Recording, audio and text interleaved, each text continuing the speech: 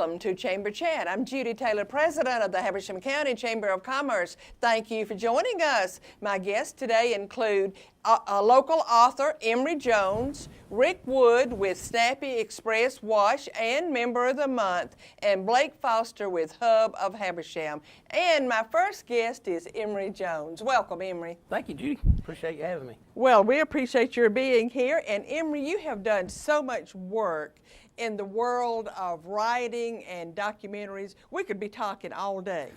But today we're basically going to talk about your latest novel, The Valley Where They Danced.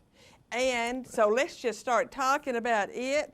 And would you just give our audience just a brief little description of what this book is about? Okay, well, I appreciate it. It's some of the other projects that you mentioned. I've done the documentaries and everything, and I had all this history about Northeast Georgia. I worked with HMC people on some projects with John Collick, 75 places. So I had all this information about historical facts, and I wanted to show a book that showed what it was like to actually live here and experience the area in that about 100 years ago.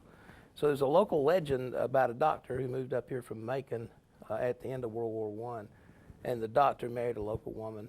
And if I tell too much more about what happened, I'll ruin the book. But things happened, and it's all set in the Nakuchi and Salty valleys in that time frame. So I took that information and wrote the book based on that old legend of the doctor that moved up here.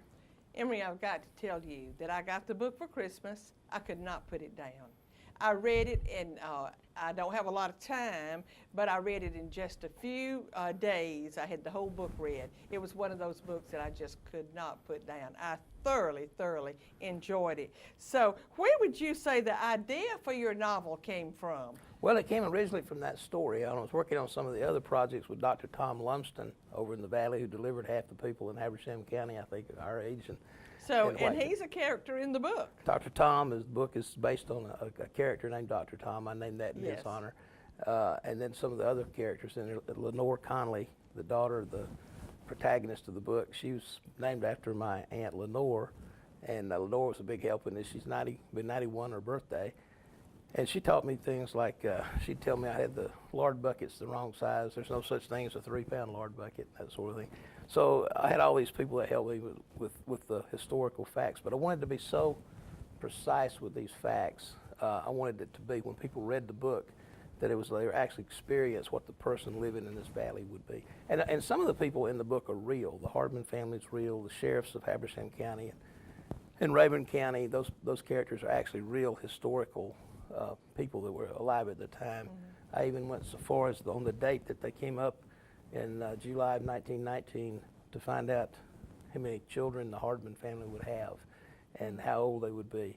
And they came up on the train, and even the train schedules. When I took the book up to Des Oliver up in Rayburn County, who passed away this summer, and showed him the parts of the train, Des threw my script up in the air because I had the train coming into Clarksville at 5 o'clock in the afternoon, and he said, everybody knows that train comes into Clarksville at 9 o'clock in the morning 100 years ago. It makes sense because it went from Cornelia up to Franklin and turned around and came back.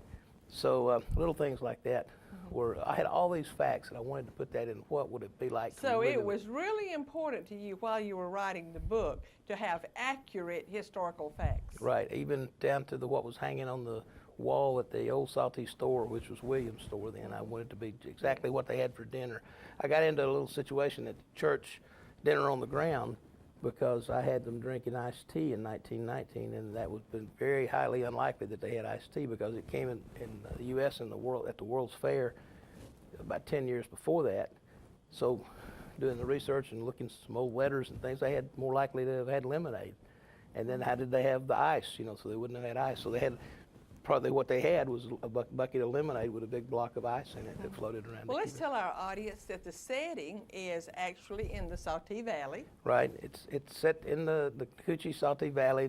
Dr. Tom moves up here from Macon, and he lives in a house up north of the old covered bridge. And when you're talking about Dr. Hardman, that is the one who was the governor of Georgia at one time. We're telling too much about this book, probably.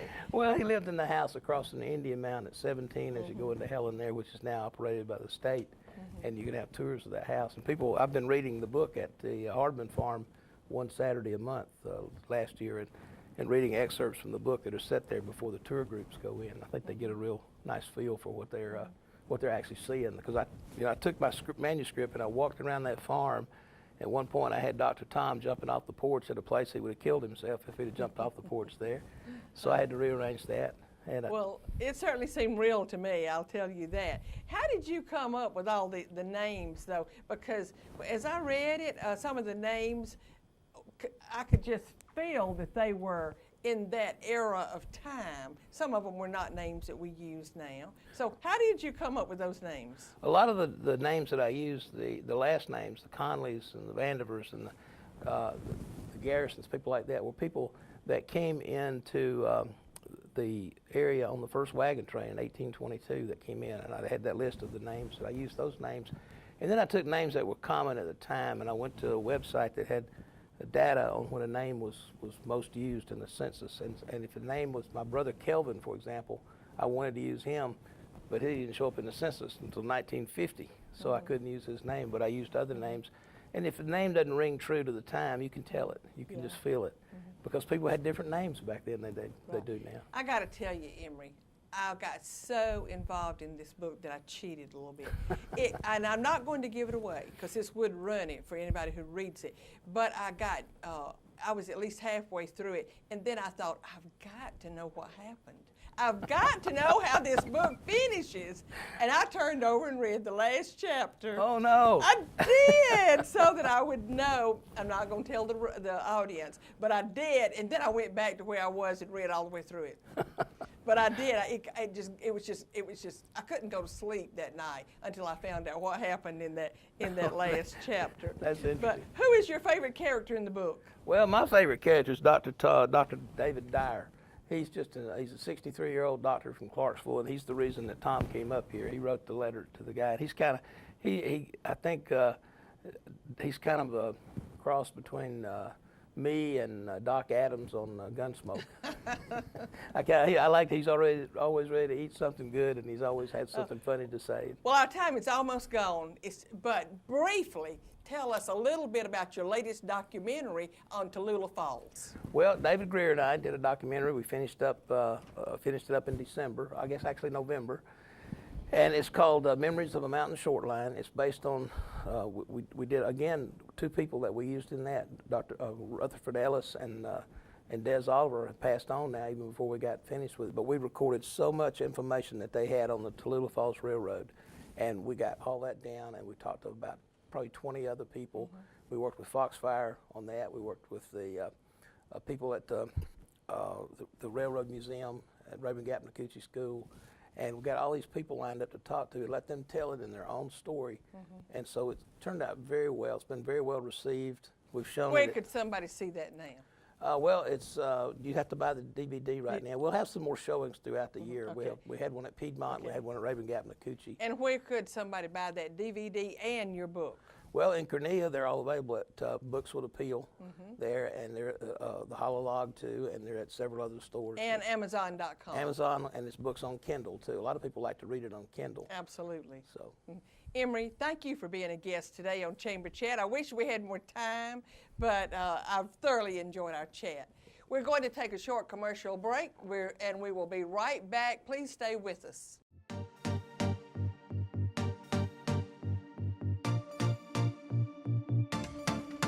Hi, I'm Amy Hayes. And I'm Richard Wyndham.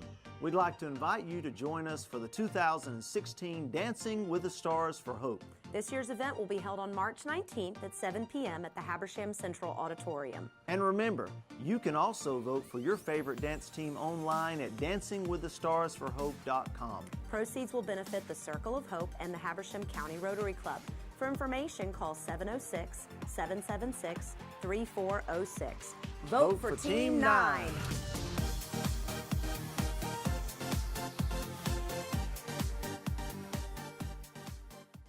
Now you can watch movies, sports, news, and more on all of your internet-ready devices. Windstream Cable customers can view up to 50+ channels on their laptops, smartphones, and tablets with Watch TV Everywhere. It's easy. And for Windstream Cable customers, it's free. Visit WatchTVEverywhere.com to register. Then the programs you enjoy are just a click away on your favorite devices. Watch TV Everywhere. Another way Windstream says, thank you for being our customer. Thank you for staying with us. My next guest is Rick Wood with Snappy Express Wash, and he is Member of the Month. Congratulations, Rick, on being Member of the Month. Thank you, Judy. It was an honor. Well, it's a to be well-deserved. selected. Well, you are certainly a well-deserved Member of the Month. But Rick, first I want to thank you for all the work you do for the Chamber. You are on the Chamber Board. Yes, ma'am. And we do appreciate it. But we also, we love entrepreneurs in Habersham County. And you are definitely an entrepreneur. You founded Snappy Car Wash. Yes, ma'am. I guess you founded it, you may have founded it with your son, I'm not sure. But anyway, how many locations do you have? We're fortunate enough to have one here in Cornelia, but I know you have others. Yeah, we have, actually we started in 1997, Craig Bryant and I started in Cleveland, Georgia. We built a wash, an old style wash we call it now, there next to the Sonic in Cleveland. So since then we've expanded. We've got 5 locations and we are building 2 more, one in Commerce, Georgia, and another one in Anderson, South Carolina. But we currently have one in Walhalla, South Carolina, Seneca, South Carolina, Greenville, South Carolina, Anderson, and then the one here in Cornelia. So we'll have 7 locations once we get those 2 done. Well, so you're heavily invested in in South Carolina then? Yeah, that market has been good to us. We had to go where the population was, and the Atlanta market was pretty well built out, so we moved in that direction. And a lot of manufacturing industry over there. Their economy stayed pretty good through the downturn. Well, we're glad that we have one here in Cornelia. Yes, ma'am. And do all of your locations provide the same services? Like I know well what your location here provides because I visit it, not that often, but not as often as I need to. But if I drove through one of your car washes in South Carolina, would it be the same? 4 of them are the same. The one in Walhalla is sort of the old style, but the other ones, we just actually went through a process to standardize our menus, and yes, all of them have the same packages now. So they're all the same. We've actually got a lot of stuff that crosses over. Well, so is Snappy Car Wash a franchise? Would you say it's a franchise now? No, I don't think it would be. Actually, the way we started was, knowed we wanted to build a express tunnel, and Kevin and I had made a decision, and I was in Atlanta actually, and I saw a van go by that had the name on it and had the color scheme, and I said, that's it. So I carried it to Don Bagwell, and the rest is history. Don is awesome, and he has put together all of our color schemes, our menu boards. He designed Snappy, and a lot of work went into that, a lot of creativity. So all of your locations, the signs would look the same. They do. All have, now Snappy is a turtle. Yes. and so they would all have the turtle that all have the same colors. They do. They would look the same. Yeah. Well now, I know that your son Kevin, he's here in Cornelia a lot. Does he operate the one in Cornelia, or is he like you? Does he just visit all of them? Yeah, we've got about 34 employees company-wide, and we have store managers at each location, along with an assistant, and then what we call line labor. Lots of good people, and Kevin is actually right now at this time is doing operations portion of it, or the operations manager role. So he tries to visit every location at least once a week, and we have our own technicians and chemical people and everything. So everybody's got their own job to do, and I just sort of, I guess, they all told me, I just sort of delegate things that I see that I feel like we need to improve, or customer service, or whatever it be. Well, you do a good job with it, I'll tell you that, Rick. Thank you very much. It is a good upscale car wash there. Now, I do know that you have multiple packages. When you drive through, you can take this one, or this one, or this one, or this one. And Tell our audience, what are the differences in your packages? What is a range of services that come with the different prices? We have a $6 wash, just your basic wash and dry. Then we have actually 3 other packages. We have a $10, $15, $18, and then we're recently a big hit. We've offered a manager special, and we just say you get it all. But like on our $10 wash, you get a silicone tire shine, you get Storm Shield, which is a rain repellent, and you get the triple polish, which is the 3 colors. And on the 15, you get the Real True Cornelia hot wax, and you get all of below, plus you get a bug off product, which is actually put on by hand with our brushes, but it's another product. On the 18, you get the Snappy Splash, which is a 3-step process. And all in all, if you get the $20 wash and get everything, it puts about 28 different products on your car from the time you enter till you leave. And it's all regulated on a conveyor to where our timing is set to where each one of those products come on at the proper time and cut off at the proper time and does their purpose. But we use a real high alkaline product going in, and then as it goes down the process, we use more low pH products, which is a more, I guess you'd say, an acidic product and instead of the high alkaline. And it as it works through the tunnel, it's a real scientific process. But it starts out, breaks the grime loose or the dirt loose or the residue loose, and as it goes down, the high alkaline breaks it down, and then the low pH will turn it loose, and then we go back with a polish, and your paint has got protection on it when it comes out. And it's amazing how clean your car will stay if you get the right products. I mean, you can go another 4 or 5 days or a week without between washes. Recently I drove through the one here in Cornelia, and I was going to get the maybe a $10 car wash or something, and that day the girl said, "We're having a special." And so I do know you run specials. She said, "We're having a special. You can get the $20 car wash for $10.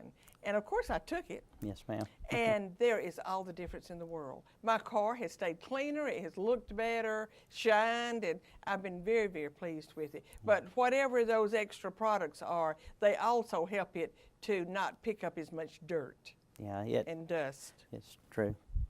Tell us, what is a Zoom Pass? We have a pass that you can pay $34.99 a month, and you get a sticker. And when you go through, in Cornelia and Seneca, we have a handheld, we scan it. But at the others, we've got a RFID reader that actually picks up on that, and it raises a gauge. You don't even have to roll your window down. And you can wash as many times a month as you want to for $34.99. You get the $15 package, which you can do add-ons if you want Splash. You can get an add-on of Splash, or that basically that's the only thing that's not in that package. But the second car and the third car, like if you purchased it and your child wanted a Fast Pass, they get theirs for $18, or your husband wants one, he gets his for $18. For $52, I think it is, on 2 cars, or $74 for 3. And we go up to a 3-car plan for a family, which is a great deal because you're only paying, if you went through every week, I mean, 2 weeks, you've paid for the pass, and it's just the convenience is amazing. Well, I can't believe it, Rick, but our time is up. But I do appreciate your being on Chamber Chat today. And again, congratulations on being the Member of the Month. But I do want to tell our audience, too, that the community here voted you the best car wash in town. And so congratulations on that. Thank you, Judy. Watch on our website, Snappy Express or snappywash.com, for our March Madness. We're going to offer free $20 washes from 8 till midnight one day in March. So watch snappywash.com for that offer. I will certainly do that. Okay. Thank you again. Please stay with us. We're going to take another short commercial break and be right back.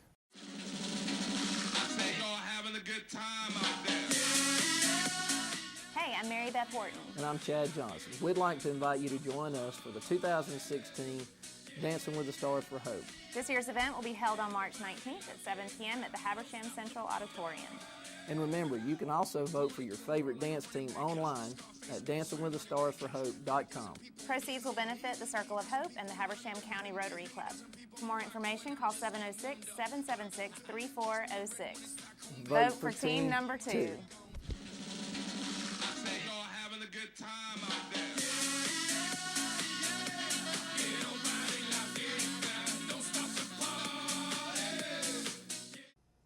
Thank you for staying with us. My last guest today is Blake Foster with Hub of Habersham. Welcome, Blake. Thank you, Judy. Thank you for having me. We appreciate your being on. And for our audience who does not know what Hub is, tell our audience just what Hub does and is. Okay, I'm going to give you a quick little overview, and then we can get into some details after that, okay? That sounds fine. Okay, the Hub of Habersham, or simply Hub, stands for Habersham United Believers. Hub was founded in 2008 out of a community prayer group. We started in 2005. The community prayer group brought together Christians from all different denominations to pray for our community. We prayed together for 3 years, hearing the prayers of missionaries, pastors, ministry leaders, community leaders, and other Christians. From those prayers, we learned of critical needs created by drugs, alcohol, child abuse, spousal abuse, low graduation rates, high teen pregnancy, homelessness, and low church attendance. A lot of this we were unaware of. 5 of us from that group felt we were being called to put feet to our prayers, formed a nonprofit corporation in 2011, and received a 501c3 tax-exempt status for our ministry in 2013. Our vision was very clear: transform lives, transform our community by meeting critical needs and sharing the love of Jesus.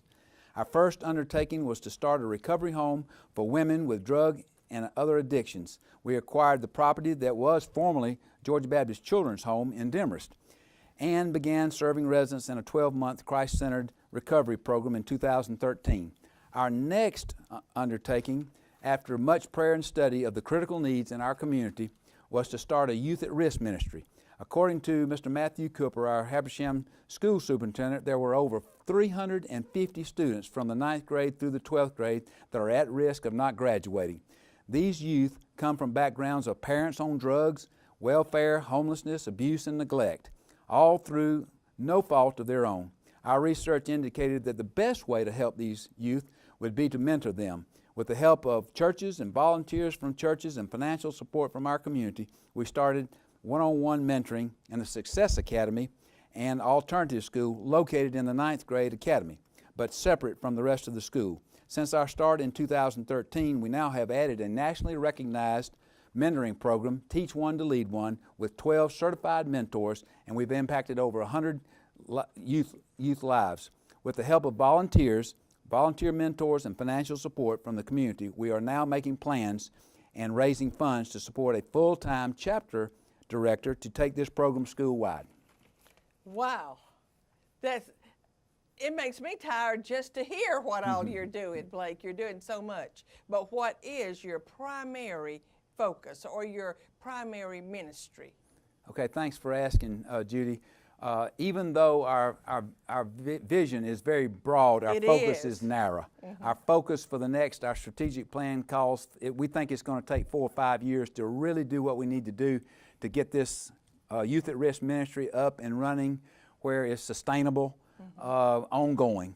And so that would be under the umbrella of Hub, but would be a separate 501c3 maybe later on down the road after we get it up and running and self-sustaining. I know that a lot of the work that you are doing with the youth at risk and your priority being children and youth now, that you are working with a lot of children in the school system with what I call workforce development skills.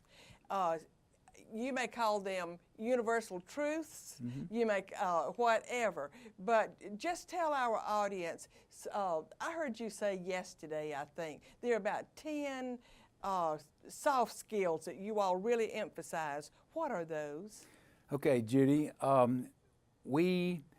that comes in with the Teach One to Lead One program. And I didn't go into a whole lot of detail about that, but 2 years ago we learned of that program after we'd already started mentoring at the 9th grade academy with Success Academy. We found out about Teach One and decided to go with that. Was a 17-year tried and proven program. Dr. Lori Salerno Maldonado started that program. She's now in South Africa and 30 states and in Russia with this program. It's been so successful because it's helped kids that normally wouldn't make it. We encourage them. We go in and we just listen to them, listen to what's happening in their little lives, and try to be there for them, as their needs develop. But the principles are respect, integrity, self-control, compassion, courage, teamwork, honor, enthusiasm, honor. Those are the type of principles. They're universal principles. Universal principles. And universal truths that you are, or principles that you are teaching. And that's so important. But Blake, before our time gets away, I know that you will be having this month a leadership banquet. I believe it's this month. What is the date of your leadership It's banquet? actually March the 22nd at 6 o'clock at Habersham EMC. Well, tell our audience about that, and if they want to come, what they could expect. Okay. We're targeting the leadership in Habersham County that a lot of our industry depends on these young people as new employees. They're always looking for employees, and all we hear through one of my board members, Wade Rhodes, who has served as your chairman last year.